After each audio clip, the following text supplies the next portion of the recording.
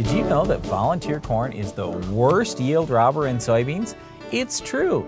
It's terrible out there, but for so many years everybody's been thinking volunteer corn is just an eyesore. Today we want to talk a little about volunteer corn. We wanted to also talk a little about Select Max since that's the most popular volunteer corn herbicide in soybeans. So Darren, start me out. What's the most important thing with volunteer corn? Okay, here's the thing. With volunteer corn, guys are always asking me, well, do I throw something in with my first pass of Roundup? Do I throw something in with my second pass of Roundup? Yep. When is the yield damage going to hit me, and when is most of the corn going to be up? Because let's face it, any of the volunteer corn killers, Select Max included, they don't have soil residual. You basically spray them, they kill what's up, and that's it. So you've got to get timing just right. Well, last year, we were blessed with plentiful rainfall. We got rain almost every week. It's unheard of on our farm to get rain like that, and we had volunteer corn plants starting all the way through the season. That's true, but it's not only that. We also had tremendous pressure out there because we've been raising a lot of corn for quite a few years now, and we've had some rough falls. Just a couple years ago, the corn got so dry before we could harvest it, a lot of that corn was falling off right at the header. And then the last couple years now, it's been so wet in the fall that harvest has really drug on clear into November, for a lot of guys even December. So there's been corn falling off the plant and everything by the time harvest gets done then. So what I'm saying is there's a lot of corn out there that's sitting in fields that are going to go to soybeans this year. So it really doesn't matter why you've got the problem, whether it's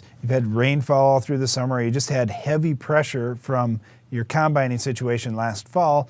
You've got to deal with this. And when it comes to timing, we really like to put the Select Max in with the first shot of Roundup across the field, assuming that you're not like right behind the planter, but a little ways after planting, 3 to 4 weeks afterwards. The reason that I say this is by killing that volunteer corn early, you not only allow your soybeans to get a better jump, but you also take away any potential for those corn plants to be harboring corn rootworms and feeding them along the way. There's a lot of benefits for getting it done early. Now, that said, you may have to spray a second time later if you have a year where you've just got tremendous pressure out there. Okay, so let's talk about that spraying a second time. You say, oh no, I don't want to have to spend all that money. Chances are you're out there spraying something anyway, whether it's Roundup or soybean aphids or fungicides. So it's not like you're making an extra trip, it's just throwing the product in. And the way I look at it, it's only going to cost you a couple bucks an acre. Here's my example. Let's say Select Max costs you roughly $6 an acre. You can get a $4 rebate if you're using name brand Roundup and you're using harness in your corn. So 6 minus 4 is $2 an acre. So what if I have to spray a second time? It's only $2. If you have volunteer corn out there, it really doesn't cost that much for the return you're going to get. The other big question that we get from a lot of people, they'll say, well, can I maybe just go out there with, say, a half rate, do that twice? Would that be cost effective? Well, okay, if you're going to spend $2, going with a half rate is going to cost $1.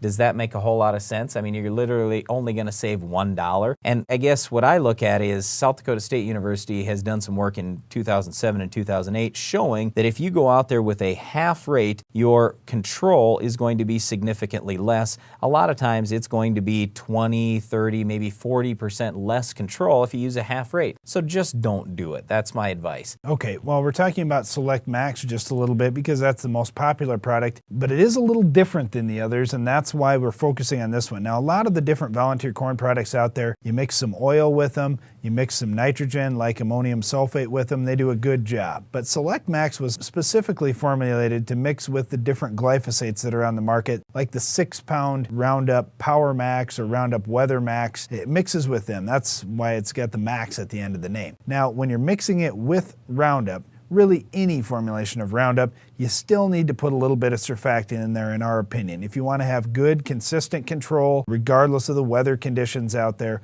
we really like a non-ionic surfactant at least a quart per 100 gallons. But you certainly can throw some crop oil in with it.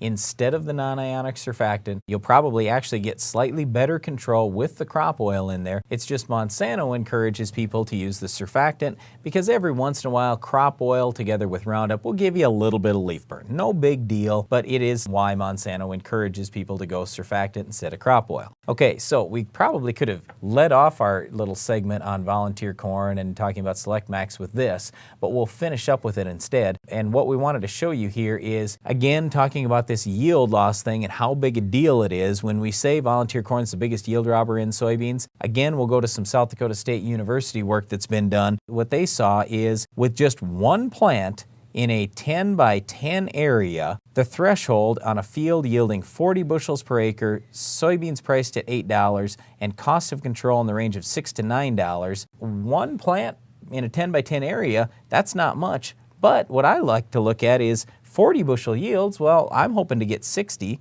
Beans priced at 8. I hope we get more. That might be all we get, but I hope we get more than 8. And cost of control at $6 to $9, we're paying 2. The point is, I think you literally could have almost no volunteer corn out there at all and justify that $2 you're going to have to spend. Now, volunteer corn is certainly a big deal. It doesn't really cost that much to treat. There's good products out there that do a nice job for you controlling the weed. You really need to do it. If you're raising soybeans, you can maximize your yields by controlling volunteer corn with products like Select Max, and it'll do a better job on your farm. Well, volunteer corn isn't the only weed you'll need to control, though. Our Weed of the Week might be out there too. We'll tell you how to stop it on your farm coming up next.